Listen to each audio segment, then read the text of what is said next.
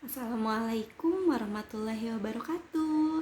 Selamat pagi anak-anakku, salam sejahtera untuk kita semua.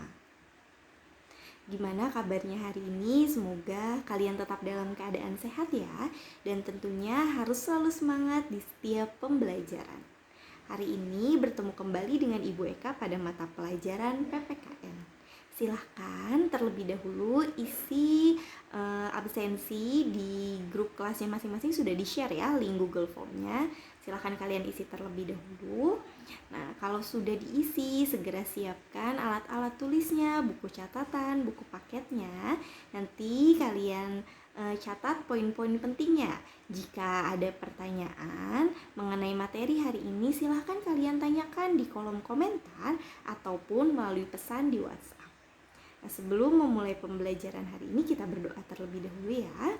Berdoa menurut agama dan kepercayaannya masing-masing dimulai.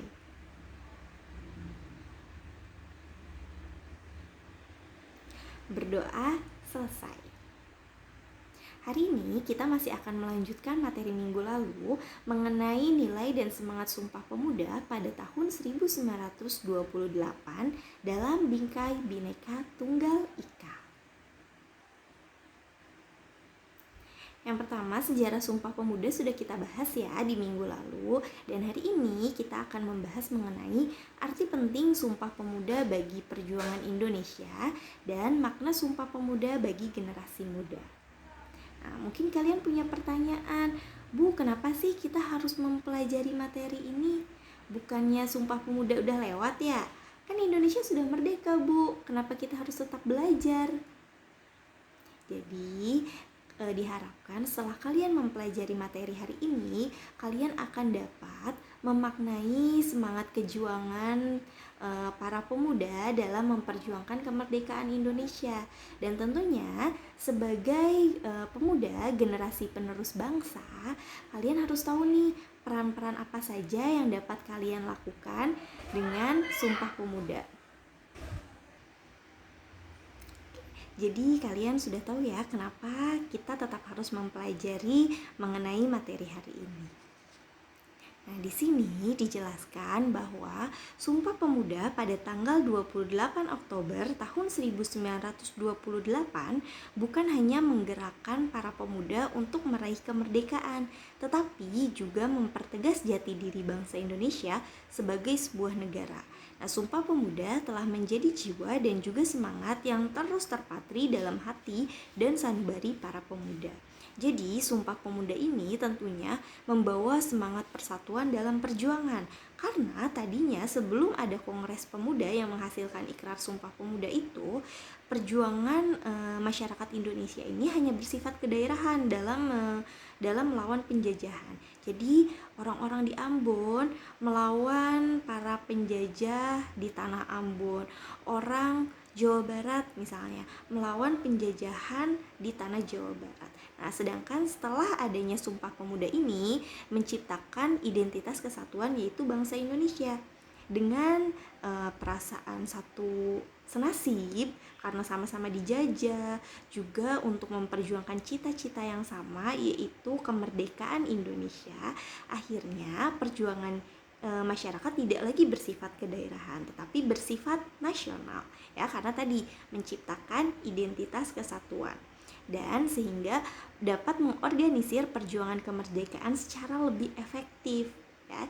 Jadi tadi kalau bersifat kedaerahan misalnya hanya menggunakan senjata nih, padahal kan tentu aja senjata masyarakat Indonesia akan kalah dengan senjata bangsa asing seperti Belanda.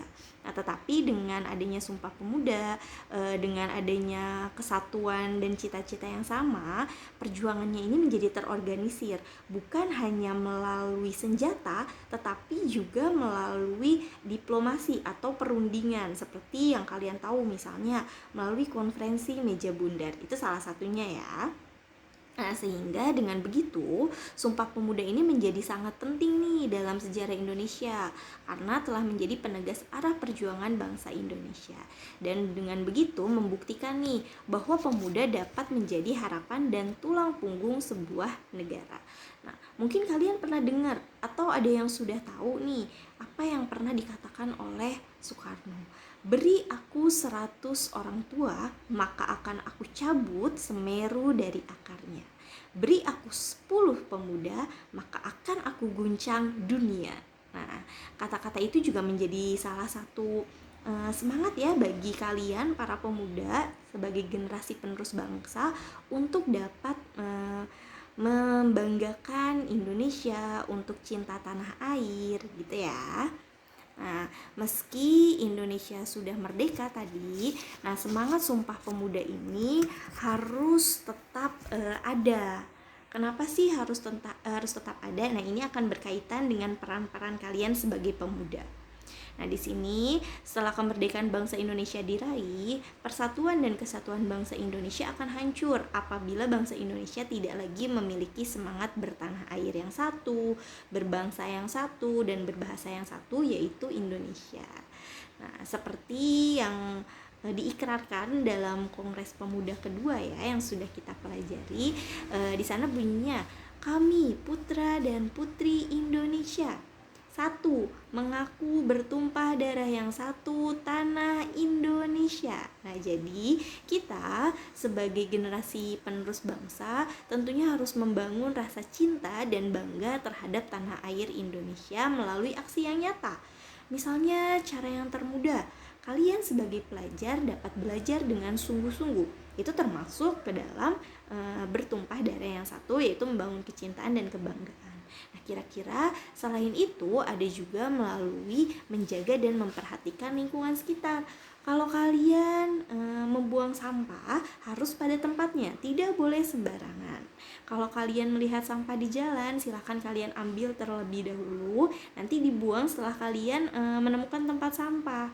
Hal itu juga akan sangat berguna untuk mencegah bencana kebanjiran.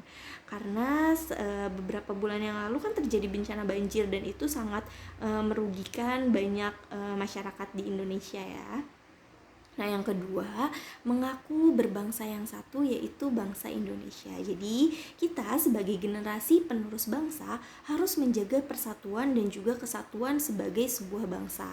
Dengan cara apa? Bersikap toleransi, saling menghargai, saling menghormati terhadap setiap orang tanpa membeda-bedakan. Karena Indonesia ini kan sangat beragam ya, dari Sabang sampai Merauke, memiliki kebudayaan, suku, agama yang beragam. Jadi kita harus tetap saling menghargai dan menghormati. Kalian tidak boleh bersikap diskriminatif. Saya nggak mau Bu berteman sama si A karena kita berbeda suku. Bu, saya tidak mau berteman dengan si B karena agama kita berbeda. Nah, tidak boleh seperti itu ya. Kita harus tetap menjaga persatuan dan kesatuan. Nah, yang ketiga, ikrar dari Sumpah Pemuda ini bunyinya adalah menjunjung bahasa persatuan, yaitu bahasa Indonesia. Jadi, senantiasa kita harus menjaga dan juga menggunakan bahasa Indonesia yang telah ditegaskan menjadi bahasa persatuan dalam kehidupan sehari-hari. Karena tadi, bangsa Indonesia ini kan beragam. Setiap daerah memiliki bahasa daerahnya masing-masing kan, untuk dapat berkomunikasi.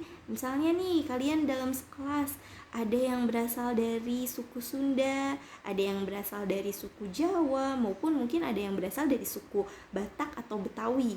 Nah, untuk dapat kalian berkomunikasi dengan baik, kalian dapat menggunakan bahasa persatuan, yaitu bahasa Indonesia. Di sini juga sudah dituliskan ya, utamakan bahasa Indonesia, pelihara bahasa daerah ya. Jadi kalian tetap harus melestarikan bahasa daerah kalian masing-masing.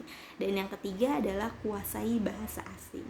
Jadi, meskipun kalian memiliki cinta yang besar untuk Indonesia, kalian tetap harus menguasai bahasa asing.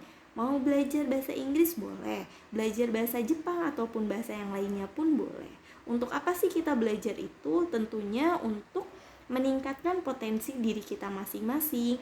Nah, nanti tentunya potensi itu akan menjadikan bangsa Indonesia lebih maju. Begitu ya. Nah, jika kalian punya pertanyaan tentang materi hari ini, silahkan kalian tanyakan tadi ya, boleh di kolom komentar ataupun di pesan WhatsApp. Nanti kita akan diskusi sama-sama. Jadi sekian materi hari ini. Tetap jaga protokol kesehatan ya. Ingat 4M, menjaga jarak, mencuci tangan, memakai masker, dan juga menjauhi kerumunan. Jangan lupa tugasnya juga dikerjakan. Terima kasih. Wassalamualaikum warahmatullahi wabarakatuh.